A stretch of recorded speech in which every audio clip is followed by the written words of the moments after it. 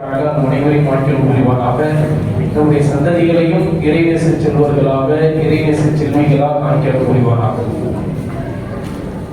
அல்லாஹ் தஆலா அவர்களுக்கு சிஹத்தையும் ஆஃபியத்தையும் நீடித்த ஆயுளையும் ஈருலக நல்வாக்கியங்களையும் நிறைவாக நிரப்புமாக தந்தருள்வானாக. அடுத்ததாக இந்த நிகழ்ச்சியினுடைய முடிவு கட்டத்திற்கு இறுதி கட்டத்திற்கு நாம் வந்துவிட்டோம். ஷைகுல் ஹதீஸ் ஹதரத் பெருந்தகை நம்ம எல்லாருமே சுபுகு தொழுகைக்கு பிறகு நம்முடைய பள்ளியில ரியாது ஸாலிஹீனுடைய மொழிபெயர்ப்பை நாம் படிப்போம். அது இங்க உள்ள ஜமாஅத்தார்கள் எல்லாத்துக்குமே தெரியும். பொதுவாக நம்ம எந்த புக்கு ஒரு இடத்துல அதிகமா படிக்கிறோமோ அந்த புத்தகத்தை எழுதியவங்க யாருன்னு நமக்கு தெரியாது. அவங்கள பார்க்கணும்னு நம்ம விரும்ப மாட்டோம். இன்னொன்னு அவங்கள அப்படி நம்ம பார்த்து நமக்கு என்ன ஒரு படிப்பினை நமக்கு கிடைக்கும் அப்படிங்கிறதையும் நமக்கு விளங்காமலேயே இவ்வளவு நாட்களாக நம்ம நம்முடைய வாழ்நாள் முழுவதும் கழித்து கொண்டிருக்கோம் இல்லையா?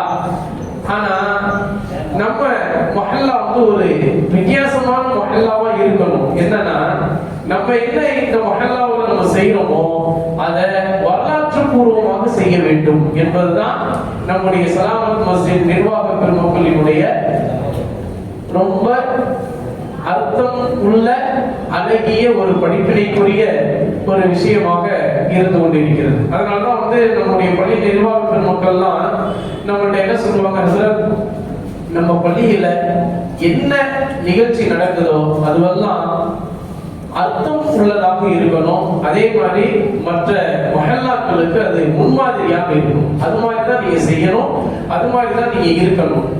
ஆனா சில நேரங்களில் நீங்க தொழுகைக்கெல்லாம் லேட்டா வரீங்க, இதெல்லாம் முன்மாதிரியா இருக்கிறதுக்கு அழகே இல்லை அப்படின்லாம் சொல்லுவாங்க. அதனால அவங்க சொல்லியே இப்பெல்லாம் நம்ம அல்லாஹ்வுடைய கிருபையில ஒரு 5 நிமிடங்களுக்கு முன்னாடியே நம்ம வந்துடுறோம். சில நேரங்கள்ல 3 நிமிடங்களுக்கு முன்னாடி தான் வந்துடுறோம். அதுவும் நிர்வாக பெருமக்களுக்கு எல்லாம் தெரியும், அதையும் இப்பவே சொல்லிட்டீங்களா அப்படின்னு. இல்ல, ஏன் சொல்றேன் அப்படின்னா நிர்வாக பெருமக்கள் அந்த அளவிற்கு இந்த பள்ளிவாசல்ல நடைபெறக்கூடிய ஒவ்வொரு விஷயங்களும் மற்ற மஹல்லாக்களுக்கு முன்மாதிரியாக இருக்கணும் அப்படின்னு நம்மகிட்ட சொல்லியிருக்காங்க. அந்த அடிப்படையில தான் இப்ப நம்முடைய பள்ளிவாசல்ல சுபஹ் தொழுகைக்கு பிறகு படிக்கக்கூடிய ரியாது ஸாலிஹீனுடைய மொழிபெயர்ப்பை நமக்கு தந்தவர்கள், அதுபோல இந்த உலகத்திற்கே நமக்கு தந்தவர்களுடைய பட்டியல்ல நம்முடைய தமிழ் நாட்டிற்கு தமிழ் கூறும் நல்லுலகிற்கு தந்தவர்கள் தான் நம்முடைய ஷைகுல் ஹதீஸ் ஹதரத் கிப்லா அவர்கள் நமக்கு தந்திருக்கிறார்கள். ஹதரத் அவங்களுடைய பேரை சொல்றதுக்கு நமக்கு தகுதி இல்லை, இருந்தாலும் ஹதரத் அவர்களுடைய பேரை நம்ம சொல்லணும். எம் அப்துல் ரஹ்மான் ஃபாசில் பாக்கவி ஹதரத் அவர்கள் மூத்த பேராசிரியர், ஜமானியா அரபிக் கல்லூரி, சென்னை பெரம்பூர்ல இருக்கக்கூடிய ஜமானியா அரபிக் கல்லூரியில பட்டம் வாங்கக்கூடிய ஜமானிகள் அனைவரும் ஹதரத் அவர்களுடைய பிள்ளை செல்வங்கள் தான், ஹதரத் அவர்களுடைய மாணவ பிள்ளைகள் தான். இவங்க எழுதிய மொழிபெயர்ப்பதான் நம்ம ஒவ்வொரு நாளும் சுபஹ் தொழுகையில படிக்கணும். நம்ம வாழும் காலத்திலேயே ஒரு புத்தகத்தினுடைய மொழிபெயர்ப்பாளரை கண்கூடாக நாம் பார்த்தோம் என்கின்ற பட்டியல்ல நம்மளும் இன்ஷா அல்லாஹ் இன்னைக்கு இருக்கிறோம். அப்படிதான் எல்லாரும் அவங்கள பார்த்து ரொம்ப சந்தோஷப்படணும்.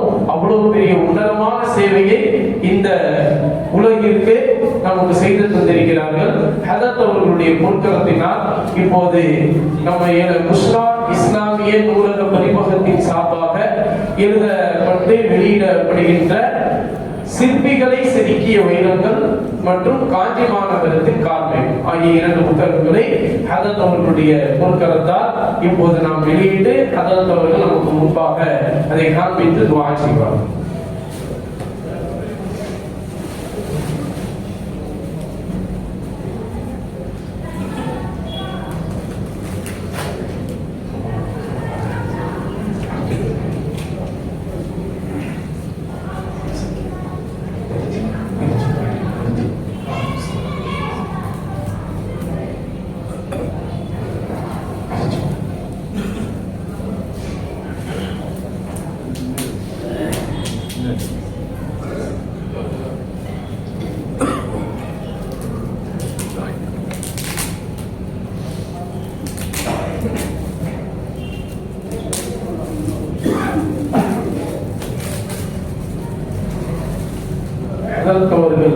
வெளியிட ஜாமியா மிஸ்பாஹுல் ஹுதாவினுடைய மூத்த பேராசிரியர் ஹெச் அப்துல் ரஹ்மான் பாக்வி ஹசரத் அவர்கள் அதை தங்களுடைய பொருட்களுக்காக பெறுவார்கள். அல்லாஹு அக்பர். நாரே தக்பீர், நாரே தக்பீர், நாரே ரிசாலத். ஸல்லல்லாஹு அலைஹி வஸல்லம்.